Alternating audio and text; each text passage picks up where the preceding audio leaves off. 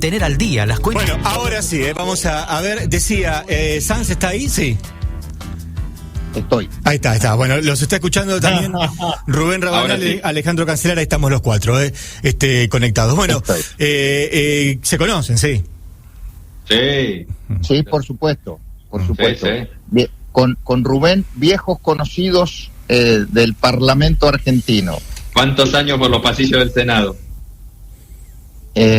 Muchos años, ¿no? Muchos años. Bueno, yo los miro por la tele, no se preocupen. Sí, obviamente con Cancelares somos de otra generación que esta gente. Claro, obviamente. Ahora, a mí me gustaría preguntarle, ya que estamos ahí a los tres y que recuerdan este paso por el Congreso, ¿alguna vez se vio una situación política e institucional como la que estamos atravesando? Chacho Álvarez. ¿De esa gravedad es lo que está pasando ahora? A ver, yo creo que es similar, pero más lento. Pero en términos generales, Chacho Álvarez hizo una niñería que debilitó de muerte al gobierno de la Rúa, que ya por sí era débil. Este gobierno tampoco es muy fuerte, con lo cual se puede presumir que puede terminar de la misma manera, si pensamos mal. Yo creo que parte es así, pero ahí no coincido totalmente. A mí me parece que el gobierno de la Rúa tenía muchos problemas, era obvio. Muchos de esos problemas eran heredados. Un diagnóstico que todos sabíamos cuál era, pero que el gobierno de la Alianza no asumió en su momento, que fue la ruptura de la convertibilidad. Ya estaba rota cuando asumió. Pero yo lo que creo es que no sé si Chacho, y esto me lo podrá decir Ernesto Sanz, quizás, no sé si Chacho le hizo tanto terrorismo, entre comillas, político a De la Rúa, si bien fue muy terrible su renuncia y lo que significó, en el día a día, como lo que está pasando ahora con el gobierno de Alberto Fernández, con la pérdida de autoridad de Alberto Fernández. Para mí, en ese sentido, yo veo cosas que hoy todavía son más graves que las que veíamos en ese momento. ¿Es comparable, Ernesto, esto? Mira, a riesgo de que muchos me saquen la edad, que me voy a ir un poco más atrás en la historia. Éramos muy jóvenes en esa época, pero yo lo que veo en términos históricos muy parecido en lo institucional y también ahora en lo económico es al 1975. ¿Por qué? El peronismo en el poder, cosa que, digamos, las crisis que nosotros hemos conocido han sido todas con el peronismo en la oposición y fogoneando. Pero esta vez es el peronismo en el poder, por lo tanto me voy hacia 1975, con una presidencia o una investidura presidencial total y absolutamente devaluada. Y delegada. ¿Cómo? Y delegada también, ¿no? Porque Isabel no era la presidenta natural. Total y absolutamente delegada. Por supuesto que acá las comparaciones son odiosas en términos de quién tenía el poder real.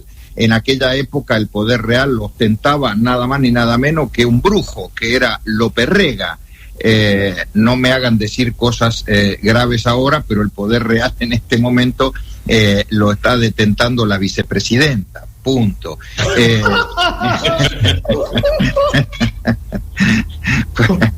Hay gente Arce, hay gente escuchando, ¿no? Sí, claro, sí. Claro. Sí. Todas las comparaciones son odiosas, pero...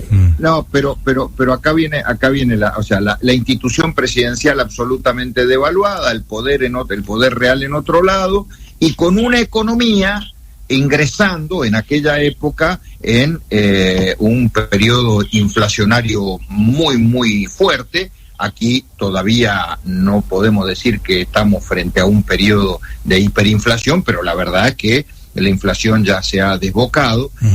Y entonces lo que tenemos es ese combo con además un ingrediente que creo que recién alguno de ustedes, Rubén o Agustín, lo dijeron, que era el tema de la perversidad en el trato interno, en esa grieta que hay dentro del Frente de Todos. Miren, yo nunca había visto una cosa parecida a la que ocurrió el sábado en el acto en el cual Cristina dijo que le había regalado, que le regalaba a el presidente el libro de Juan Carlos Torres. ¿Por qué? Para quien ha leído ese libro, yo lo leí porque además soy amigo del autor y como buen radical lo leí doblemente porque trata sobre la última etapa del gobierno de Alfonsín. Bueno, regalarle con la deuda. Que la vicepresidenta le regale ese libro al presidente supone un acto de perversidad institucional, porque ese libro apunta a mostrar cómo un gobierno democrático, un gobierno que había tenido muchas dificultades, pero también muchos éxitos, sucumbe frente al tema de la inflación y a la cuestión de los graves problemas económicos, ¿no? Le está anticipando con el fondo. Claro, ¿y le está anticipando una hiperinflación, Alberto, con ese mensaje? No, Marcelo, es más grave. Es más grave. No sea cosa que le esté anticipando algo más grave que una hiperinflación, digamos, ¿no? Que es terminar como Alfonsín, ¿no? Este es el problema. Este es el problema. Que una cosa de estas la haga cualquier persona está dentro de las reglas de juego, pero que lo haga la vicepresidenta al presidente de la nación es de un grado de perversidad política impresionante, porque digamos, ¿cuál es el objetivo de mandarle este libro? Es decirle, ¿a vos te va a pasar lo mismo que a Alfonsín? ¿O qué? ¿Cuál es el mensaje ahí? Sí, lo que le está poniendo en la cara el tema de la negociación del fondo, lo que hace Alberto, lo que se supone que Alberto no hace, que ella quiere que haga, porque Ernesto tampoco está tan claro eso. ¿Qué es lo que quiere Cristina que Alberto haga en materia económica? Pero bueno, Rubén, esto se discutió mucho, se discutió mucho en las semanas anteriores cuando en el Congreso se votó el tema del acuerdo del fondo. La pregunta del millón era, bueno, ustedes no quieren votar esto, digamos, al kirchnerismo duro y a la cámpora, ustedes no quieren votar esto y ustedes se oponen a este acuerdo. Bueno, ¿cuál es la propuesta? Porque acá está el problema. ¿Cuál es la propuesta? Perdón, yo creo que la respuesta está, que ninguna respuesta es válida si no la hacen ellos.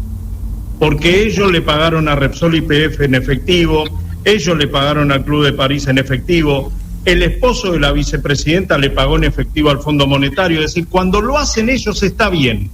Cuando lo hace cualquier otro, y si no vayamos a Santa Cruz para ver las experiencias que ninguno de los 3 gobernadores que dejaron ellos pudieron resistir a los embates de ellos, está bien. Cualquier cosa que haga el cristinismo manejando la lapicera está bien, aunque hagan esto, y cualquier cosa que hagan los otros está mal porque lo hacen los otros. Bueno, y tiene mucho que ver también, te comparto ese criterio, y tiene mucho que ver también con la decisión política de despegarse de este mal momento del gobierno y de los malos momentos que pueden venir en el futuro. Claro. Despegarse absolutamente todo. Ahora, la pregunta es, ¿puede alguien que puso con el dedo a este presidente, que además puso al otro factor de poder que es a Kicillof en la provincia de Buenos Aires, que durante 2 años manejó desde la vicepresidencia el poder real, y tengo 200, y ustedes también deben tener 200 elementos de prueba para acreditar esto que estamos diciendo, del poder real, ¿no? Hablemos del poder real. ¿Puede alguien que tiene todas estas cualidades desprenderse y despegarse tan fácilmente de el gobierno en este momento de dificultades? Yo, la verdad, que si esto ocurriera, para mí sería algo muy novedoso en la política mundial, en la Argentina. Ahora, Sanz, lo que puede ocurrir. Esto también habla de un tremendo desafío para Juntos por el Cambio, que se siente ahora con perspectiva de llegar al poder el año que viene, y que va a tener que ponerse a resolver estos problemas de los que estamos hablando, sobre todo en materia económica y en materia de inflación. Se viene mencionando mucho la alternativa de que están presentando un plan, que están armando un plan, pero realmente, digamos, ¿hay dentro de Juntos por el Cambio esta idea de qué hacer, por ejemplo, con el tema de la inflación? Sí, claro. A ver, primero que estamos a 1 año y medio, Marcelo, y tampoco se puede armar un plan para la semana que viene, ni para pasado mañana, porque quien está gobernando y hasta diciembre del 2023 es este gobierno, y tampoco uno sabe qué va a pasar en este año y medio. Uno se imagina cosas y nosotros hoy incluso estamos elucubrando con distintos escenarios. pero la verdad es que uno no sabe qué economía es la que va a recibir, aunque evidentemente la economía que se va a recibir por parte del próximo gobierno va a ser igual o peor que la que estamos viviendo ahora. Ahora hay por supuesto mucha gente, muchos equipos y muchos notables economistas que están mirando con atención, que están analizando los números y que están analizando distintas alternativas. Y por supuesto esto se irá viendo en el camino, porque también hoy por hoy hay una disputa entre candidatos de Juntos por el Cambio, que es lógico que cada uno también tenga sus propios equipos para luego, el año que viene, confluir en una única y gran propuesta también con un solo candidato, ¿no? Ahora, a mí me interesa mucho volver muy precisamente a la pregunta de Marcelo, porque estamos entrando en algo que como Marcelo, que se hace el joven, decía hace rato que algunos lo vimos varias veces. Sí. Y es... Yo lo leí en los libros, Vos lo leíste en los libros, sí, sos mucho más joven que todos nosotros. Y es la terrible responsabilidad frente a una crisis en cuanto a las expectativas de la opinión pública que se carga sobre una oposición que puede prepararse para asumir el gobierno. ¿Por qué digo que es peligroso esto? Porque es tanta la expectativa que se genera, lo vivimos, 2015 fue un año de esos, claro, que después es muy difícil satisfacerlo y que el riesgo de caer en otra decepción es muy grande, Ernesto. Yo estoy totalmente de acuerdo con vos, tanto es así que no sé si algunos de los dirigentes que hoy son candidatos escuchan más o menos, pero a los que puedo, y no te creas solamente a los del radicalismo, también a los del PRO, les digo siempre lo mismo, que el candidato más creíble hacia el 2023 no va a ser aquel que prometa más cosas o que disimule la realidad, sino el que muestre la realidad crudamente y además diga crudamente cuáles son algunas medidas, incluso dolorosas, es que va a tener que tomar en el gobierno. Yo creo que se agotó en la Argentina el esquema, por ejemplo, el esquema del Menem del 89, que si les llegaba a decir lo que iba a hacer, no me votaban. Eso se agotó. Y se agotó en la Argentina también lo del 2015. Pensar que solamente con decirle a la gente que el cambio de gobierno iba a traer un cambio también en la economía, que iban a venir las inversiones, que iba a cambiar esto, que iba a cambiar lo otro, también eso se agotó. Aquí la Argentina que viene es una Argentina para un desafío para cualquier candidato, porque va a tener que mostrar una realidad muy cruda y no negarla, ni disimularla, ni disfrazarla, y también mostrar que frente a esa realidad cruda van a ver que va a ser necesario tomar medidas muy crudas. Y entonces ahí van a aflorar las verdaderas personalidades de los candidateables. Yo le digo sinceramente, creo que es un acto de sinceramiento de la política necesario, muy valioso y que va a ser muy positivo y muy importante. Ernesto, discúlpeme, nosotros vimos en la experiencia del 2001 que hubo una crisis de tal magnitud que Eduardo Duhalde pudo generar la especificación asimétrica, se pudieron licuar la deuda de los privados, se devaluó de una manera brutal por esa crisis. Ahora algunos analizan que no estamos en esas condiciones, pero que también es imprescindible que la gente observe un crack de tal magnitud para que se asuste y el que venga pueda realizar los ajustes necesarios como para reencauzar la economía. ¿Usted cree que necesitamos de un crack para que todos asumamos que necesitamos reformar un montón de cosas? Pero es muy fácil decir en la teoría eso, que lo he escuchado, y se escucha en muchas mesas políticas y muchos dirigentes, incluso encumbrados dirigentes, piensan más o menos parecido. Dicen que Mauricio Macri lo pensó. Es más, le agregan el condimento de que el peronismo en el poder debería sufrir alguna vez un colapso. Ahora, Macri lo piensa, Ernesto, también algún radical lo estuvo pensando últimamente.